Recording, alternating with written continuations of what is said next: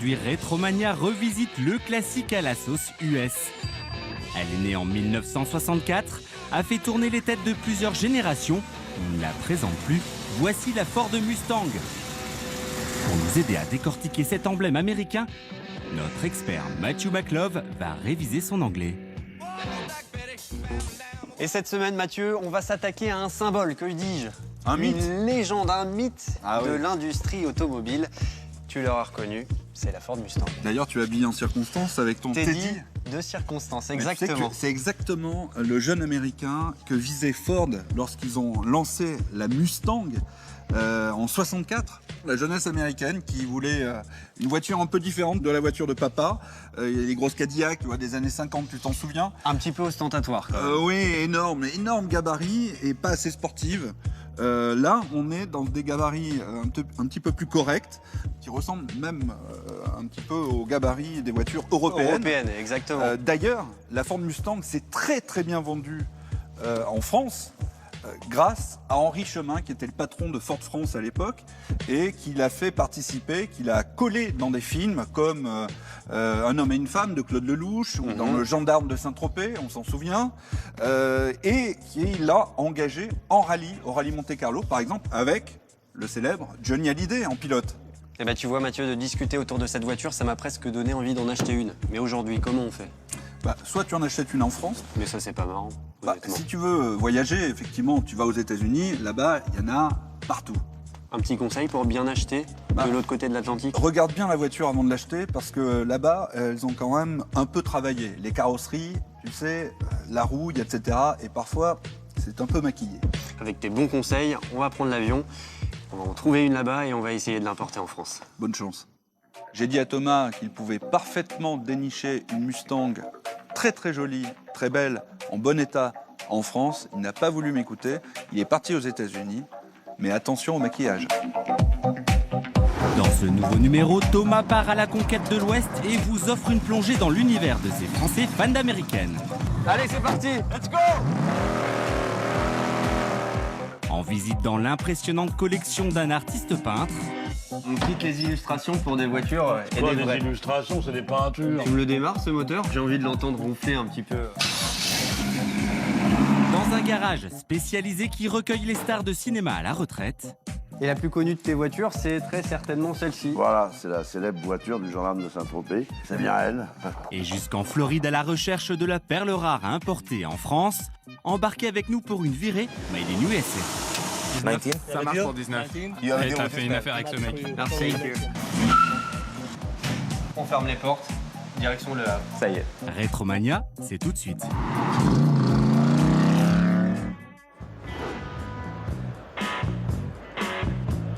Notre quête commence il y a quelques mois à Paris, porte de Versailles.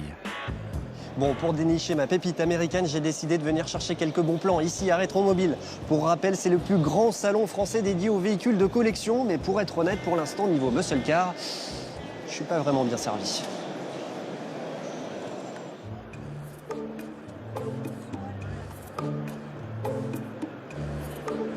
Des Européennes et encore des Européennes.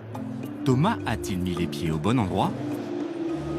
AC Cobra, c'est américain, c'est une légende, c'est pas mal. Mais bon, c'est peut-être un peu trop radical.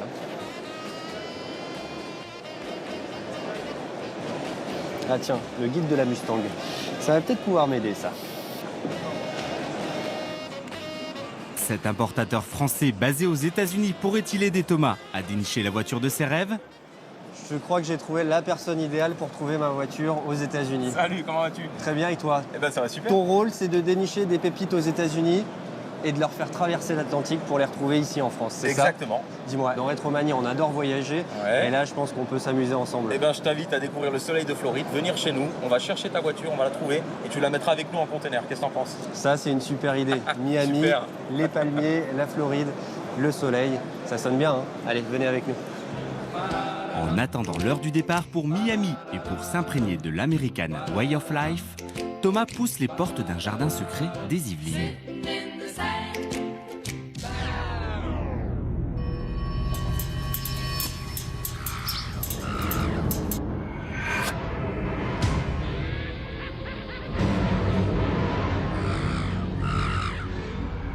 Bon, on m'a dit que j'avais rendez-vous chez un collectionneur de voitures américaines. Je pense honnêtement que je suis à la bonne adresse. En revanche, on a dû un peu me mentir parce que ça fait longtemps qu'elles n'ont pas tourné, ces bagnoles. Hein. Autre indice, on m'a dit retrouve-le dans son atelier. Au premier abord, il a l'air plutôt flippant, le bonhomme.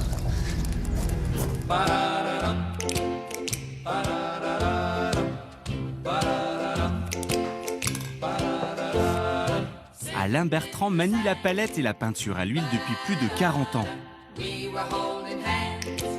Cet artiste autodidacte s'est fait un nom dans le milieu de l'art grâce à ses tableaux de scènes de vie américaine ultra réalistes. Ah, si tu veux, après, je te fais faire. Tiens, tu veux finir la suite? Oh non, parce que ta voile n'aura plus aucune valeur. Ah, ça, c'est pas sûr. Tu vois, par exemple, là, normalement, je devrais faire l'ombre en dessous des lettres, avec les petits blancs que j'ai mis en haut des lettres. Tu vois, c'est plein de petits trucs comme ça, plein de trucs imperceptibles, mais qui font toute la différence. Qui font toute la différence, tu vois. Une toile comme ça, je mets une dizaine de jours. 10 jours. Ouais, 10 jours à 10 heures par jour, hein, pas aller au restaurant, boire des coups et tout. Non, juste pour travailler.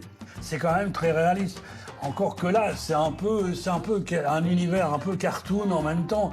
Mais quand tu vois les tableaux qui sont derrière nous, là, il y a quand même des trucs vraiment très réalistes. On va aller les voir d'ailleurs, parce qu'il y a un tableau qui, par exemple, celui-ci, avant de m'approcher vraiment, je me suis dit, est-ce que c'est une photo ou est-ce que c'est un tableau? Moi, celui-là me plaît plus parce que celui-là, il y a une belle lumière, tu vois, les voitures dans l'ombre, je trouve que j'ai bien réussi, ça. Hein. C'est hyper impressionnant et tu gardes toujours à l'esprit l'idée de replacer une voiture dans son contexte, dans son décor d'origine. Tout le temps.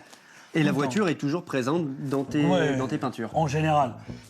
Un autre tableau typique, beaucoup plus coloré. Là, c'est les années 40, Times Square. Je suis parti de photos que j'avais faites et je les ai transposées dans les années 40. Avec les voitures des années 40, tous les pubs des années 40. Est-ce que tu as une idée à peu près de ta production depuis que tu as commencé à peindre? Oui, j'ai fait à peu près 1000 tableaux, mais avant j'étais illustrateur et j'ai fait à peu près 4000 illustrations de pubs, dont des choses assez connues dans le domaine de l'automobile, Renault, Peugeot, et j'ai bossé beaucoup pour les affiches de cinéma, pour Spielberg, pour Coppola. On n'est pas chez n'importe qui, hein, vous avez compris. C'est gentil. Si les voitures ont une place importante dans la vie d'Alain, la musique, elle, rythme aussi la carrière de cet adolescent de 73 ans. J'ai vu 2 fois Jimi Hendrix, j'ai bossé avec Jeff Beck, j'ai bossé pour Jeff Beck, il m'a acheté des tableaux. J'ai bossé pour Jimmy Page, le guitariste de Led Zeppelin, qui m'a acheté des tableaux. J'ai bossé pour le guitariste des Who, Pete Townshend. Tu connais du monde, hein? Je connais du monde, hein? J'ai trouvé l'air conditionné. J'ai commencé avec Eddie Mitchell parce que j'étais chez Renault. J'ai fait un arrêt de travail de complaisance et je me suis pointé chez Barclay. J'ai rencontré Alain Marouani qui m'a dit « J'ai 11 pochettes de disques à faire pour Eddie Mitchell, ça vous intéresse ?» Il m'a dit « J'ai pas beaucoup d'argent, j'ai que 4000 francs par pochette. Et quand tu travaillais chez Renault, tu étais payé entre 3005 et 5000. » Je suis rentré, j'ai dit « Salut, je me casse. » J'ai Eddie Mitchell qui m'attend. Et j'ai fait les 11 pochettes et ça a été au poil. Ma vie se résume en ces mots.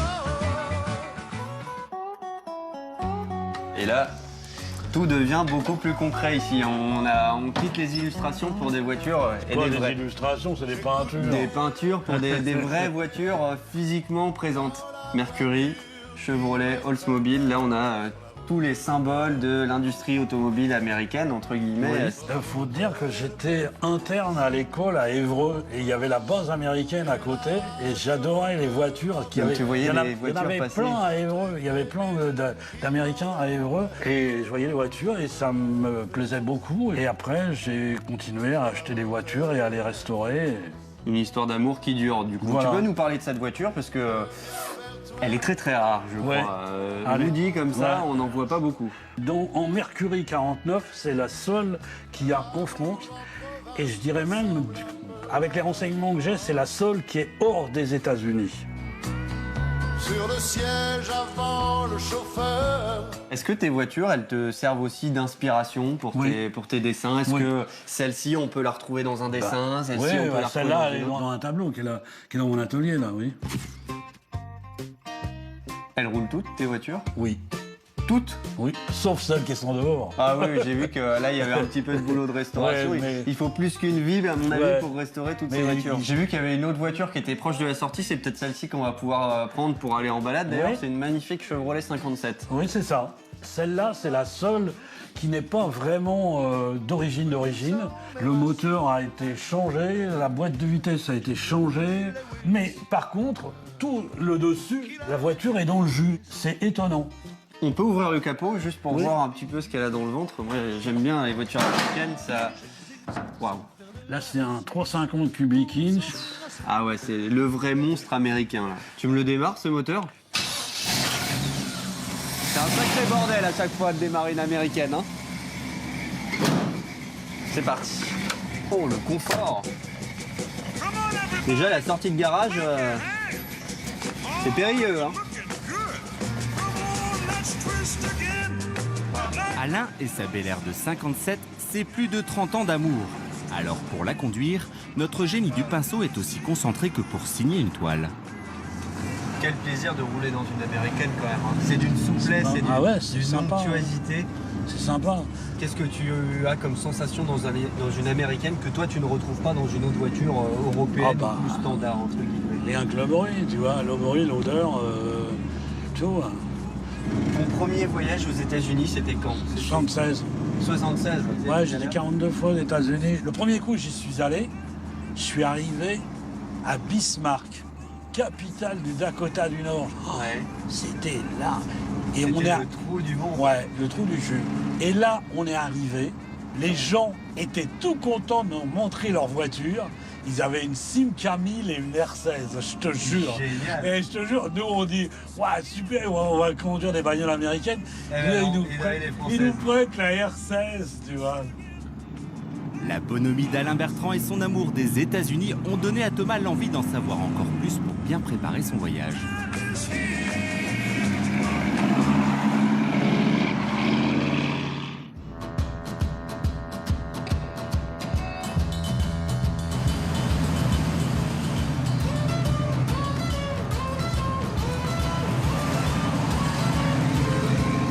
Alors là, on est tout près de Paris, à Nanterre précisément, puisque on va aller chez Patrick Serpagli. C'est l'un des papes de l'américaine en France. Son atelier, c'est l'atelier Mustang et il en voit passer des américaines, je vous le promets.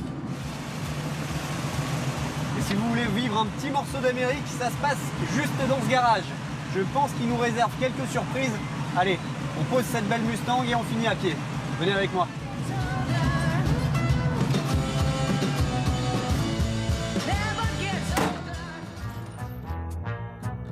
Ouvert dans les années 70, cet atelier est devenu le refuge des stars de cinéma à 2 et 4 roues. Ici, plus d'une cinquantaine de véhicules attendent patiemment qu'un producteur vienne lui dérouler le tapis rouge. Parmi elles, un très grand nombre est né de l'autre côté de l'Atlantique. Bonne pioche pour Thomas, qui s'offre un dernier avant-goût de ce qu'il pourra trouver sur le marché américain de la collection. On est dans un vrai studio de cinéma là. hein. Papy. Hein? Patrick, Bientôt. l'heureux propriétaire des lieux et amoureux des Mustangs, en a conservé un exemplaire hautement symbolique. Et la plus connue de tes voitures, c'est très certainement celle-ci. Voilà, c'est la célèbre voiture du gendarme de Saint-Tropez, qui est avant tout une Mustang de pré-série, qui a été fabriquée à 150 exemplaires. C'est la première immatriculée en France, en forme Mustang. C'est la première Elle est Mustang d'août qui 64, oui, en France. Et elle a fait donc ce film, Le gendarme de Saint-Tropez. C'est de l'authentique, ça aussi d'ailleurs. C'est de l'authentique. Eh oui, c'est bien celle-ci. C'est bien elle. La voilà. Avec les affiches derrière, version française, belge, et surtout version très rare japonaise, où c'est la seule version où la Mustang apparaît sur l'affiche d'ailleurs. Qu'est-ce qu'elle Oula. avait de particulier, cette voiture? Louis de Funès, c'était tout petit. Alors, est-ce qu'elle avait été adaptée pour qu'il puisse la conduire, cette voiture? Non, pas vraiment. Alors, il y a le siège, celui-là se règle, l'autre non. Alors, par contre, Richard Balducci, le scénariste du film, a fait installer cette poignée, parce que comme elle n'avait pas de ceinture, la comédienne dedans Devait se Geneviève tenir. Grade, elle devait se tenir à cette poignée, parce qu'il y a pas mal de scènes de chaos quand on voit dans le film Surtout quand elle tombe en panne d'essence, que de finesse la remorque avec le tracteur de Fernand Sardou. Enfin, faut revoir le film. À en voir les yeux de notre voyageur, plus besoin de chercher. C'est bien une Mustang cabriolet rouge de préférence qu'il lui faut. Allez, valise, passeport et direction la Floride. Pendant que Thomas rejoint l'aéroport, retrouvons Mathieu Lamour au bloc avec notre star du jour. Alors c'est la première Ford qui ne possède pas un emblème Ford ovale, comme on le connaît. Ils ont remplacé par le Mustang, ce petit cheval américain que l'on retrouve souvent dans les rodéos, donc très vif et agile. C'est ce qui représente cette automobile qui fait partie du courant des pony cars aux États-Unis. En 64, il y avait plusieurs motorisations, je crois qu'il n'y en avait que 3 disponibles, 6 cylindres et le V8 en 260 cubic inch ou en 289 cubic inch. Celle-ci est un V8 289, regardez la bête. Et l'avantage du Mustang, c'est qu'aujourd'hui, c'est super facile de l'entretenir. On trouve toutes les pièces aux États-Unis, on se les fait livrer. Au bout de 3 jours, elles sont en France. Donc c'est une voiture facile, avec le V8 extrêmement performante. Je vais vous faire écouter le son du moteur, quand même.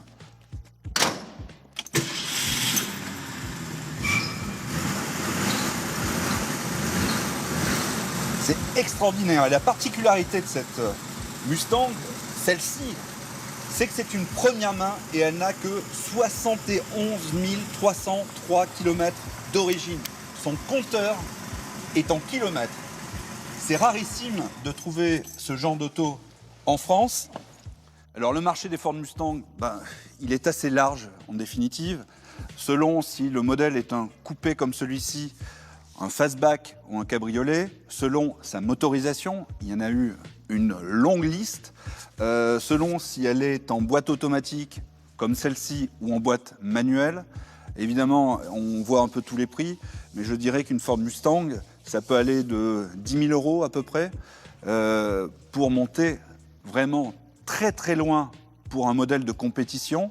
En France, un modèle comme celui-ci, par exemple, première main, se vendrait autour de 45 000 €, je dirais, parce que c'est introuvable en première main.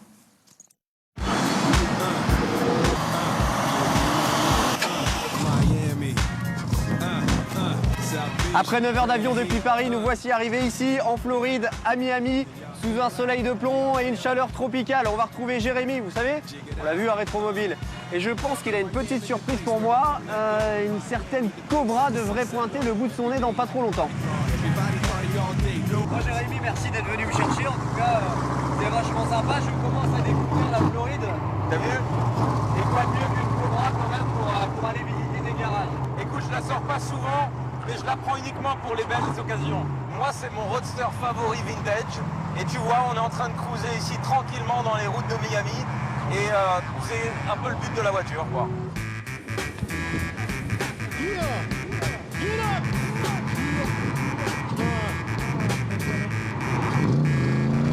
C'est pas vraiment le type de voiture que je recherche parce que malheureusement, je pense qu'elle est un peu au-delà de mon budget. Mais est-ce que tu penses qu'on va pouvoir trouver de belles voitures? J'en ai déjà repéré 2. Une magnifique Ford Fairlane et une magnifique Mustang cabriolet. Eh ouais. Ces 2 voitures mythiques ici, et qui sont plutôt simples à trouver au final parce que grande diffusion, donc il y a du... Il y en a beaucoup. Il y a beaucoup de stocks aux États-Unis et effectivement, on va aller voir des belles voitures ensemble. Tu verras qu'il y a une grande diversité et surtout il y a beaucoup de choix, même dans ce modèle que tu recherches, puisque tu as des véhicules totalement restaurés et tu en as d'autres qui sont moins restaurés. Tu en as vraiment pour tous les budgets.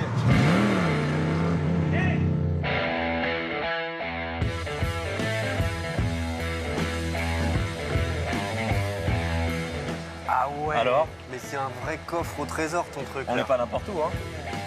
Bienvenue chez l'un des plus gros revendeurs de la côte Est. Dans ce hangar de la banlieue de Miami, plusieurs dizaines de voitures de collection attendent impatiemment leur nouveau propriétaire, souvent européen. Ça, c'était la voiture parfaite pour les États-Unis. C'était la première Porsche qui a été exportée, c'était la Porsche de James Dean. Ah, magnifique, ouais, effectivement. Ah, super. Bon, je suis pas venu pour chercher ça. Moi, je suis venu pour chercher un mythe américain. Là, alors, On sait plus vraiment où donner de la tête en fait quand on rentre dans un lieu comme ça, parce qu'il y en a partout. Les Américains ont des goûts parfois incertains. Tu as vu? C'est quand même un petit peu difficile à ramener en France. C'est une Cadillac rose. Et qui dit Cadillac rose dit Elvis Presley. Je te cache pas que c'est Pas trop c'est ton pas style. vraiment ce que je recherche. Non. Est-ce qu'il y a quelqu'un qui va pouvoir nous aiguiller dans notre choix ici? Il y a des Écoute. vendeurs en fait, il y a... Non, on a un rendez-vous avec Chris que j'ai appelé parce qu'on le connaît très bien. On achète beaucoup de voitures ici. Et il est censé nous recevoir, donc il doit être quelque part dans les parages. Je te propose d'aller le trouver. Ouais. Chris, c'est le boss. Jamais loin de son téléphone et le regard rivé à ses emails, il vend 2 à 3 voitures par jour. Comment ça va, Chris? Ça fait plaisir de te voir. Yeah, ça roule. Je veux te présenter Thomas. Salut, moi c'est Thomas, enchanté. Salut Thomas, je peux t'aider? J'ai vu sur internet que tu vends une Ford Fairlane. Non, désolé mec, elle est partie hier. Hier? Hier, promis. Je t'avais dit que ça partait très vite. Ok, donc en fait quand on vient ici, il faut déjà avoir plusieurs voitures dans le viseur parce que on arrive dans un garage et en fait Ouais. la voiture qu'on convoitait peut déjà être partie. Exactement. Par contre, j'ai une Mustang à te proposer juste ici. C'est un modèle 66, cabriolet. Alors, qu'est-ce que t'en penses? Elle est belle, hein? 1966 en plus, je crois que c'est les bonnes années. Hein. Superbe. Elle est magnifique. Tu vois ça? Ça, c'est les intérieurs typiques de ces années. Ah, c'est marrant. Eh Venez ouais. voir les surpiqûres, c'est un peu kitsch, hein, mais c'est à l'américaine. Les surpiqûres de sièges avec les Mustangs au galop. Ça, c'est sympa. Et crois-moi, cet intérieur pony, pour certains acheteurs, c'est un critère de refus immédiat, s'ils n'ont pas le pony. Ah Donc ouais. c'est une belle option. On va voir ce qu'il y a sous le capot. Ah, Ah. un 6 cylindres. Ça, c'est pas bon. Ça, c'est pas bon. Lui, il veut un vrai V8. Elle est à combien celle-là? 24 995 $. Alors pour ce prix-là, tu peux avoir un V8. C'est vrai? Bon, pour ce prix-là, t'auras un V8. Celle-là, on l'oublie alors. Une première déception pour Thomas, mais le choix de la perle rare est aussi une affaire de patience. En route pour le deuxième garage. La réalité, elle est comme ça. Il y a une demande très importante aux États-Unis sur les voitures de collection. Donc ce qui se passe, c'est que finalement, l'acheteur n'a pas tant que ça un rapport de force, tu vois.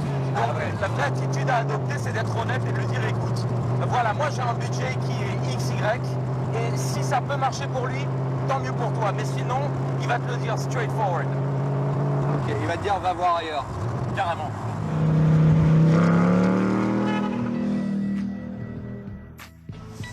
Attends, Jérémy, t'es sûr qu'on est arrivé à la bonne adresse là? Parce que Rolls, Ferrari 458, AMG GTS, On est à la bonne Aston adresse. DB9, on s'est trompé de budget, on s'est surtout trompé d'époque, non? Ne t'inquiète pas. Et comment ça va, boss? Ça fait longtemps, ça va? Tout va bien. Salut Joe, moi c'est Thomas. Ravi de te rencontrer. Est-ce qu'il y a une Mustang ici? J'ai une Mustang, c'est une 64, rouge, intérieur rouge, cabriolet. Où est la voiture? C'est un V8. Ouais, V8, ouais. C'est la voiture parfaite pour moi. Allez, suivez-moi. Ouais, allez, allons la voir. Ok. Allez. Les parkings de voitures à vendre sont tellement grands ici que pour aller pourrait voir prendre le café. une voiture, il faut prendre une Golfette, c'est quand même exceptionnel. On est mignon là. On est tout bien là. Pas mal. Lamborghini, Porsche, Maserati. Putain, c'est impossible qu'on trouve notre Mustang là-dedans. Hein. Ah bah la voilà. Magnifique. Thank you, Joe. Merci Bon, Joe. c'est pas ça que tu recherchais, Thomas? Bah Franchement. écoute, là, on s'approche de la perle rare, entre guillemets. Hein. Je Donc, pense qu'ils veulent vraiment s'en débarrasser plus qu'autre chose. Tu as vu, elle est pas parfaite, c'est pas une voiture concours. Donc c'est pas la clientèle non plus d'une voiture concours qui match avec le style d'inventaire qu'ils ont. Avant d'acheter, et surtout aux États-Unis, une petite gymnastique s'impose. Châssis, plancher, coffre, l'inspection est minutieuse. Faut vraiment regarder partout parce que les imperfections se cachent vraiment dans les moindres détails et surtout dans ceux qu'on ne voit pas. Waouh! T'as vu ça? Là, ça tourne rond. Hein. Au quart de tour. Et ben voilà ton V8. Bon, bah ça a l'air de tourner plutôt rond, c'est propre. On voit qu'il y a plusieurs pièces qui ont été changées récemment. La pompe, Voilà. peut-être le carbu. La vidange a été a faite. été faite. Regarde ici le ventilo et les poulies, elles ont été changées. Tu vois, elle n'a pas été bricolée cette voiture, elle a été entretenue correctement et elle n'a jamais été restaurée. Bon, je pense qu'on peut lui faire une offre. 18,5. On dit 18,5 et on voit. Alors les gars, elle vous convient la voiture? J'ai parlé avec Tom et il m'a dit qu'à 18 500, on peut faire une affaire. Tu sais qu'elle a une capote électrique? Yes. Ok, for Bon, 19. Jérémy est en train de me faire la négo en anglais, donc je le laisse parler, mais je pense que c'est bon. 19. Ça marche pour 19. Et t'as fait une affaire avec ce mec. Merci. Merci beaucoup. Hey, congratulations Thomas. Elle est magnifique. C'est pas Elle mal est quand superbe. même. Je suis très content pour toi. C'est exactement ce que tu voulais au final et t'as pas tant que ça de frais pour la remettre en état concours. Qu'est-ce que t'en dis? C'est ça la magie des États-Unis aussi. En un claquement de doigts, T'as on vu peut acheter une Mustang. Une heure après, le vendeur a les fonds et on repart avec la voiture. Superbe. Tu sais que je commence à l'aimer ce pays. Ah, allez, t'es le bienvenu. Let's go to Jeremy's.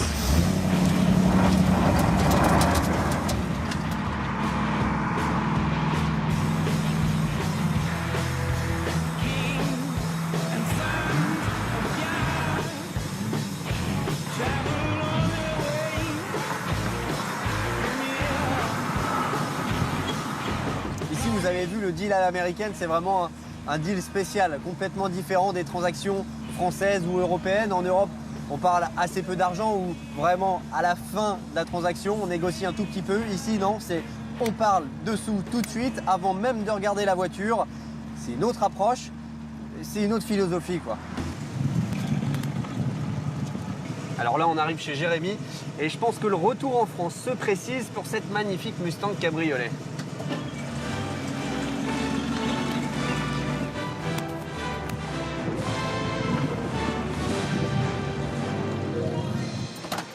Ok, Allez Léo, c'est à ton tour. Bon, le chargement, c'est un petit peu délicat, donc je vais laisser Léo faire et je vais aller voir Jérémy pour tout ce qui est paperasse administrative, parce qu'importer une voiture, bah, ça se fait dans un container, mais ça se fait aussi sur papier. Bon, on vous épargne les détails administratifs, mais en gros, moyennant 2400 € de frais d'importation et de taxes douanières, plus 16 800 € d'achat de voiture, la belle Mustang arrivera à bon port au Havre. La Mustang, elle est là. Alors sachez que quand vous importez une voiture des États-Unis, elle voyage en toute sécurité dans un container comme celui-ci. Ils font 12 mètres de long, c'est une taille standard. On peut y mettre 2 Mustangs et vous voyez, c'est large, c'est protégé et les voitures sont arrimées à ces petits crochets avec des sangles. Voyage en première classe pour les voitures anciennes qu'on ramène des États-Unis donc.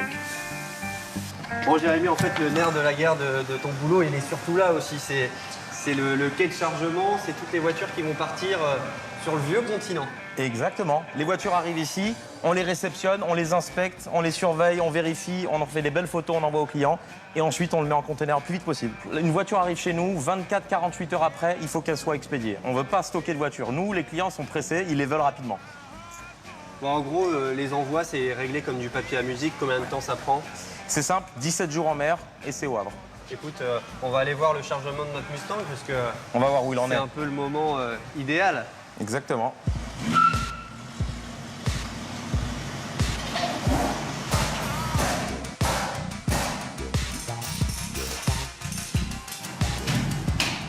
On ferme les portes, direction le Havre. Donc comme vous pouvez le voir, l'autre Mustang a rejoint la mienne dans le container. Maintenant, on passe au bloc.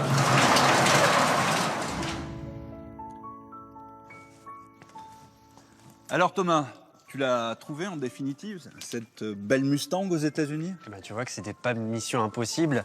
Grâce à tes précieux conseils, on a trouvé la perle rare. Elle est en chemin pour la France. Il me reste plus qu'à la récupérer et à en profiter. Il me tarde de la voir. Écoute, on a été du côté des États-Unis et si on partait en Allemagne cette fois-ci, sur les terres d'une certaine 911? Bah, ça fait moins rêver que les États-Unis, mais pourquoi pas? Une 911, tu vas me parler encore d'un mythe, évidemment, comme la Mustang aux États-Unis. À très vite dans Rétromania.